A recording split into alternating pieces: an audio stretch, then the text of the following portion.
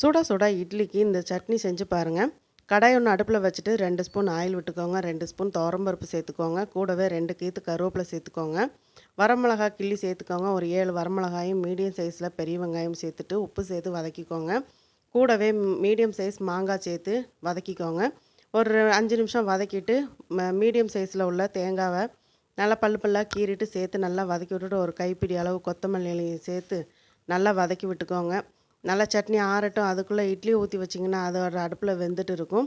சட்னி ஆறுனதுக்கப்புறம் மிக்ஸி ஜாரில் சேர்த்துட்டு நல்லா நைஸாக அரைச்சி எடுத்து ஒரு பவுலில் மாற்றிக்கலாம்.